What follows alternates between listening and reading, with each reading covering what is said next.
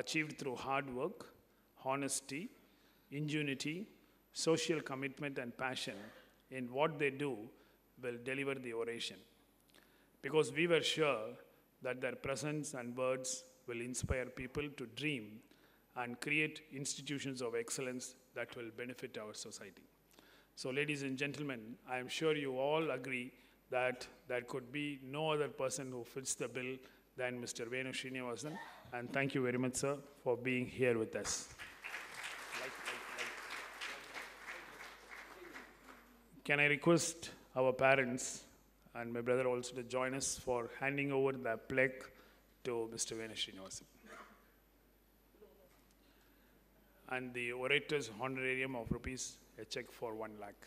Yeah. So,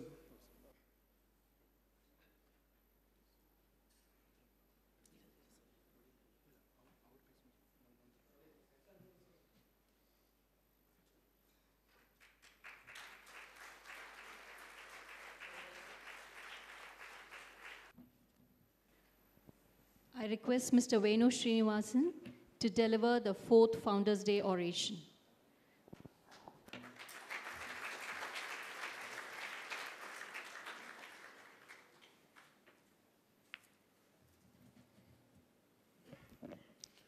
The chief guest of today's function, Mrs. Vanita Mohan,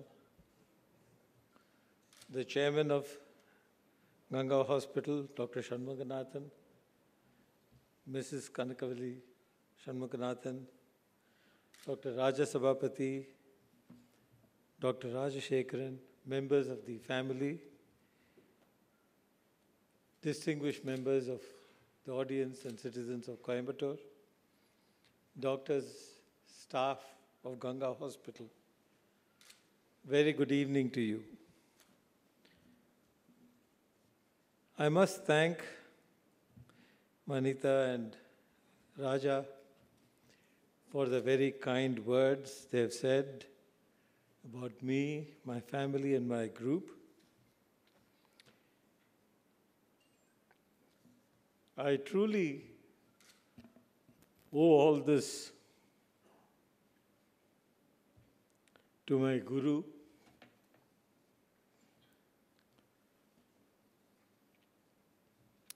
Sri Satya Sai Baba. But for his inspiration, his teaching, and guidance for nearly 20 years, I think I would have remained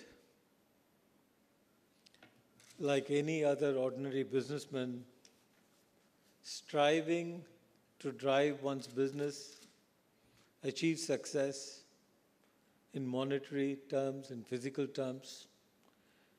But he inspired a social consciousness, the understanding that giving love to humanity, and particularly those who are disadvantaged and held back by the bonds of history, society, and poverty, disease, is the greatest service one can offer him.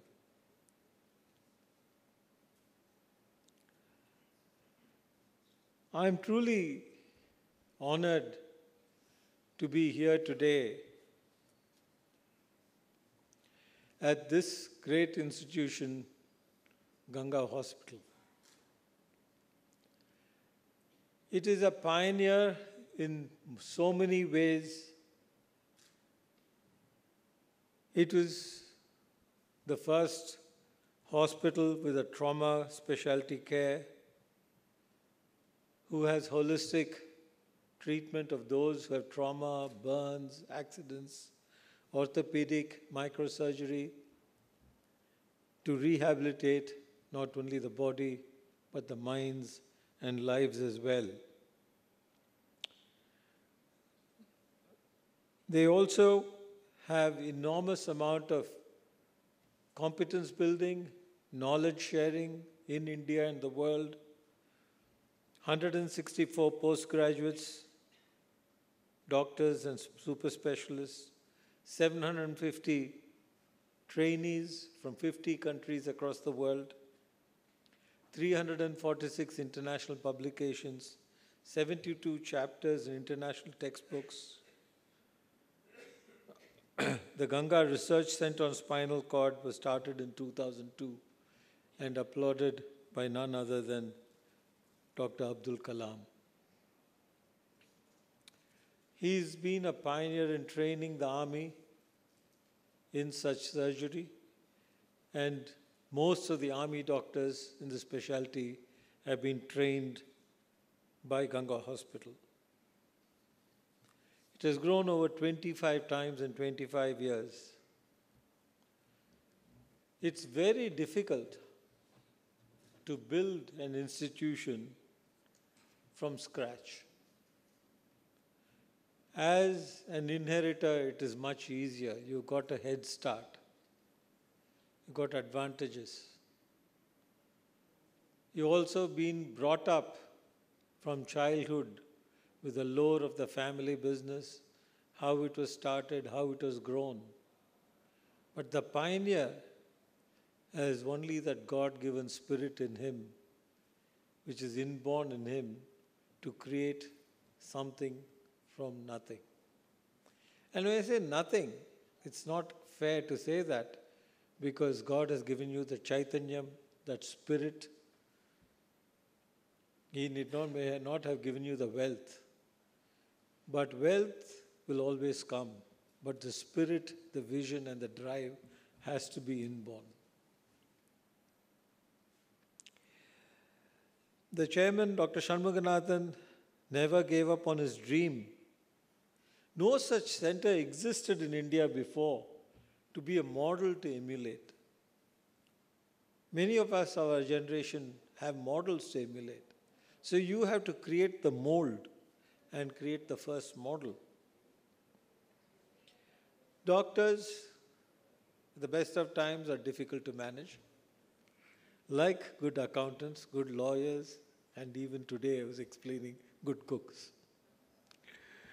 As skills grow and the intellectual basis of that competence grows, so does the ego and so does one's personal idiosyncrasies.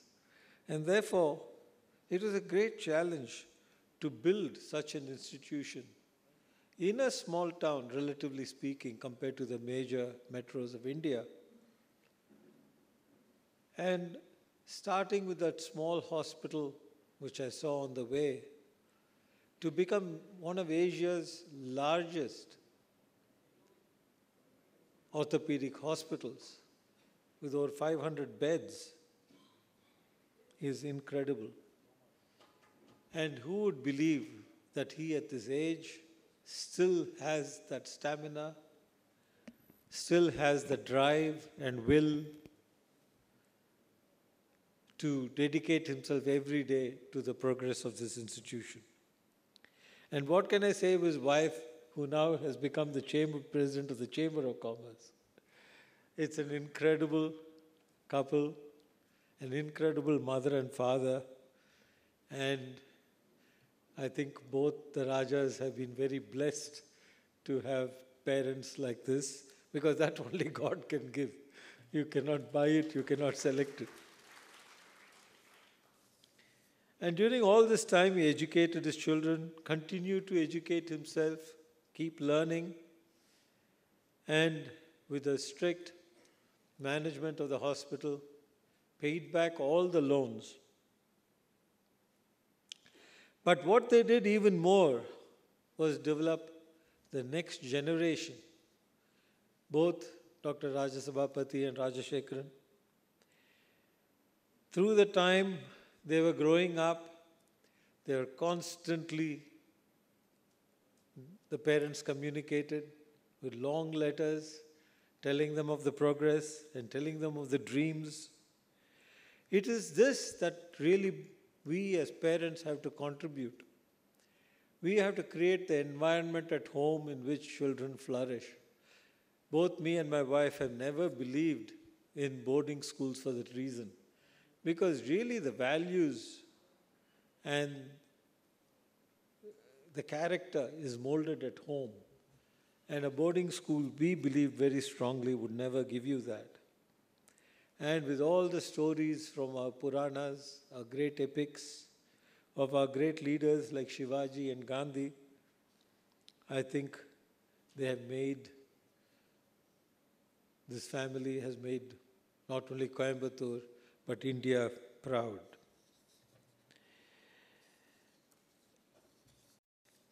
And I think this institution, with its competence, with values, with its care of patients, are drawing acclaim around the world. I first came to know of them from a very good orthopedic surgeon who set up the Department of Orthopedics at Puttaparthi, in the Satya Sai Hospital, who lives in America. Always Raja is like this, Raja is doing this, it's such a wonderful institution. And I had to go and consult a cervical spine specialist, one of the foremost in America, called Dr. Rue.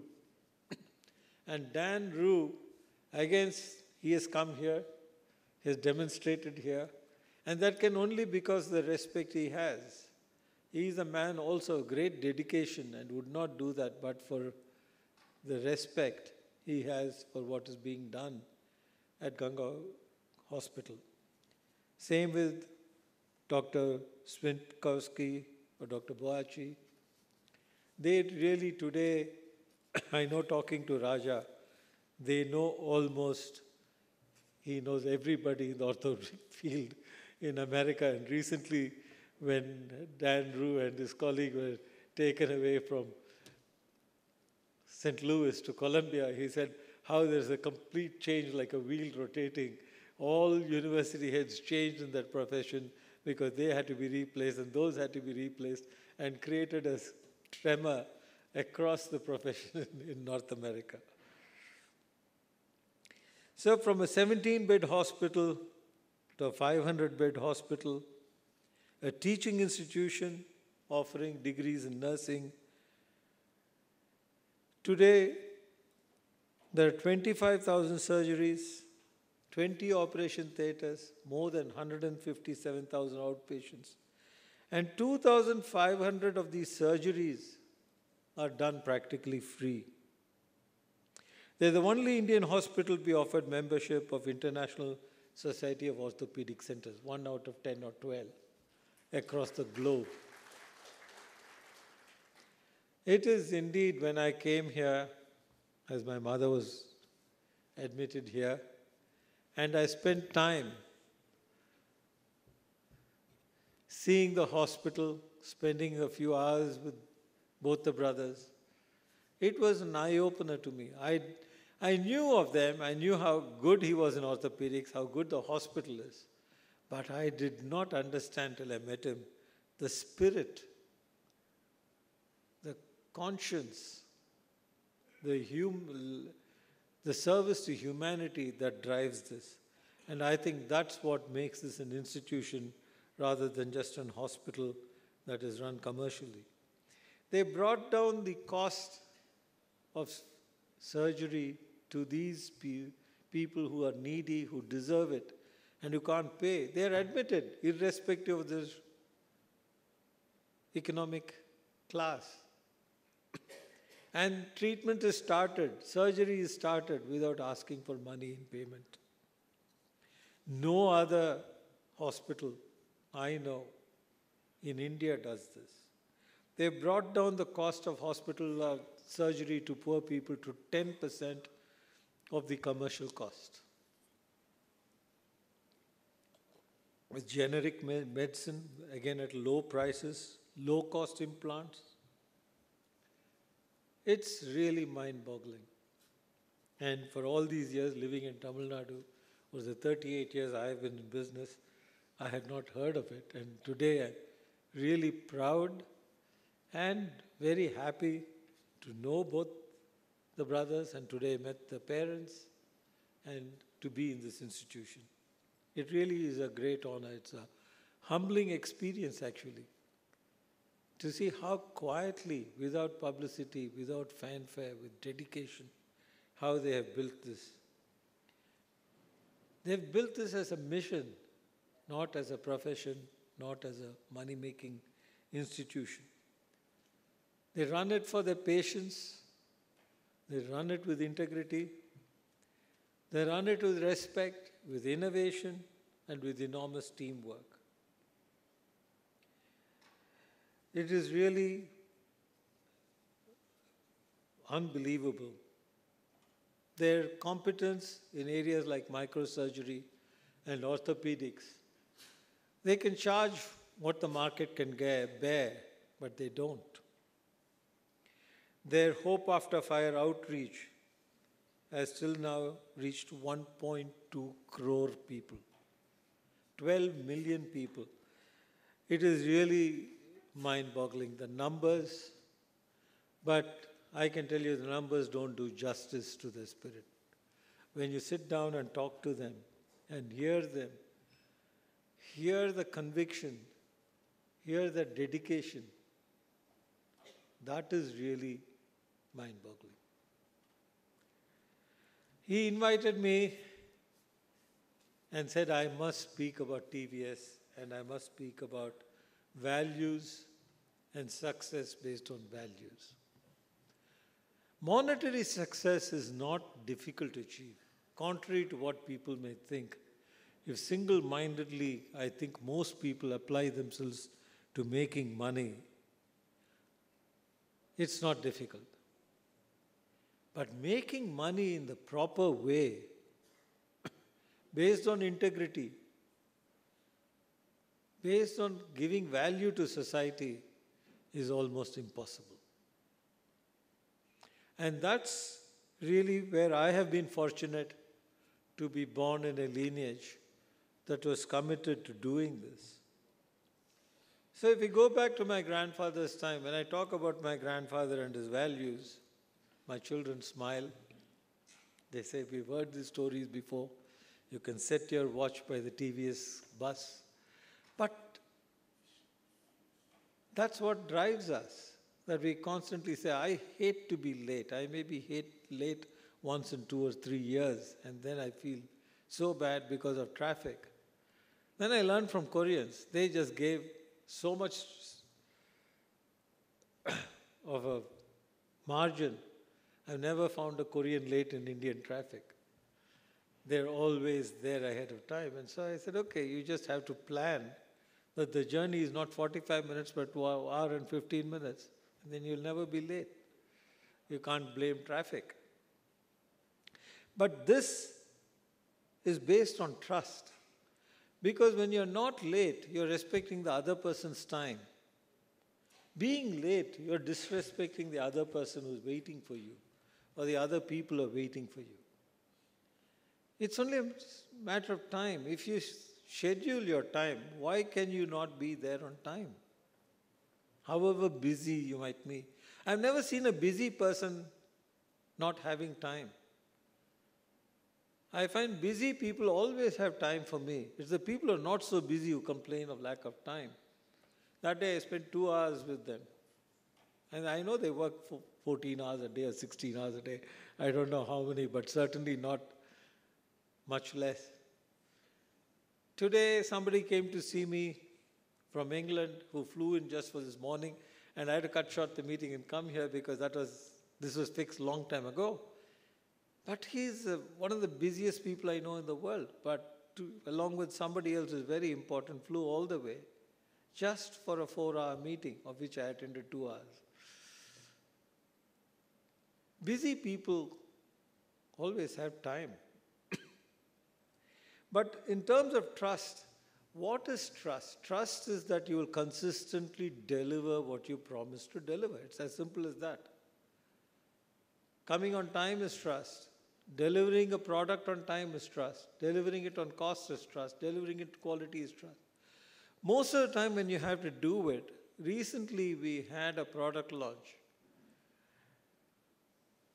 We stopped it when the line was ready to run, because something was not quite right. There was a lot of pressure to say, no, we'll correct it as we go along. But one had to say, no, we stop. Okay, 6 weeks of a whole line, 100 crores investment lying idle. But we could not deliver it because I was not satisfied with the quality, my quality head was not satisfied with the quality. Marketing was demanding it. People in the factory, some of them were pushing, but we didn't. Trust always means usually that you have to sacrifice something to maintain trust. Otherwise, everybody would be maintaining trust. You promise to deliver something at 100 rupees. The market price goes up to 150 in the meanwhile. Do you still deliver at 100 or not?